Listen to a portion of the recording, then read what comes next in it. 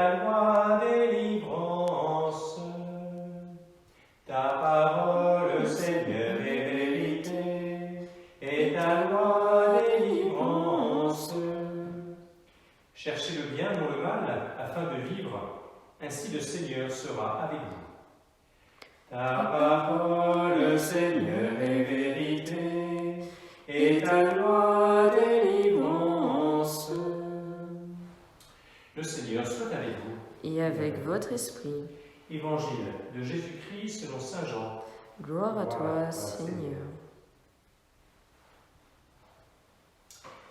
En ce temps-là, après avoir passé 2 jours chez les Samaritains, Jésus partit de là pour la Galilée. Lui-même avait témoigné qu'un prophète n'est pas considéré dans son propre pays. Il arriva donc en Galilée. Les Galiléens lui firent bon accueil, car ils avaient vu tout ce qu'il avait fait à Jérusalem pendant la fête de la Pâque, puisqu'ils étaient allés eux aussi à cette fête. Ainsi donc, Jésus revint à Cana de Galilée, où il avait changé l'eau en vin. Or, il y avait un fonctionnaire royal dont le fils était malade à Capharnaüm. Ayant appris que Jésus arrivait de Judée en Galilée, il alla le trouver. Il lui demandait de descendre à Capharnaüm pour guérir son fils qui était mourant. Jésus lui dit : « Si vous ne voyez pas de signes et de prodiges, vous ne croirez donc pas. » Le fonctionnaire royal lui dit : « Seigneur, descends avant que mon enfant ne meure. » Jésus lui répond : « Va, ton fils est vivant. » L'homme crut à la parole que Jésus lui avait dite, et il partit. Pendant qu'il descendait, ses serviteurs arrivèrent à sa rencontre, et lui dirent que son enfant était vivant. Il voulut savoir à quelle heure il s'était trouvé mieux. Ils lui dirent : « C'était hier, à la 7e heure, c'est-à-dire au début de l'après-midi, que la fièvre l'a quitté. » Le père se rendit compte que c'était justement l'heure où Jésus lui avait dit : « Ton fils est vivant. » Alors il crut lui aussi, ainsi que tous les gens de sa maison. Tel fut le second signe que Jésus accomplit lorsqu'il revint de Judée en Galilée. Acclamons la parole de Dieu. Louange à toi, Seigneur Jésus.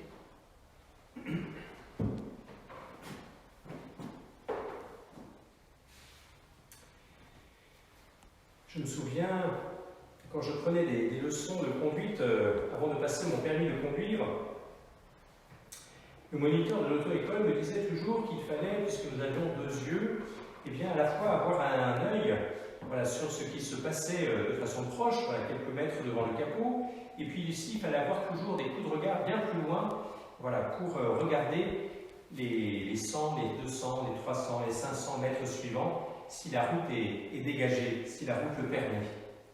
Eh bien, je crois que c'est peut-être cela, soit à quoi nous invite le prophète Isaïe à travers ses paroles d'espérance. On pourrait dire, ces paroles finalement où Dieu annonce qu'il va y avoir une fin finalement à la catastrophe nationale que pouvait être l'exil.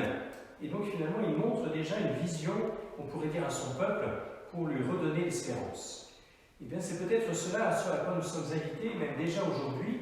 C'est non seulement, on pourrait dire, la vision proche, la vision à court terme, c'est de prendre les moyens pour aujourd'hui, qui nous sont donnés, pour nous protéger à la fois contre toute propagation, mais aussi pour éviter d'être contaminés nous-mêmes, mais aussi peut-être, la vue à plus long terme, à moyen terme, peut-être à 2, 3, 4 mois, c'est de nous projeter déjà en se disant comment est-ce que je prépare cet avenir, comment est-ce que, à travers ce que nous faisons l'expérience aujourd'hui, qu'est-ce que j'aurais appris, qu'est-ce que j'aurais peut-être pu remettre d'équerre dans ma vie, qu'est-ce qu'il y aura peut-être, de quoi est-ce que j'ai découvert finalement qui n'était pas finalement si indispensable qu'il me paraissait important, et donc finalement je me rends compte que je peux tout à fait m'en passer, et puis au contraire, qu'est-ce que j'ai découvert, qu'est-ce qui se met en place, depuis quelques jours, depuis une semaine, et dont je me dis, ça c'est vraiment nourrissant, ça c'est vraiment un bienfait pour moi.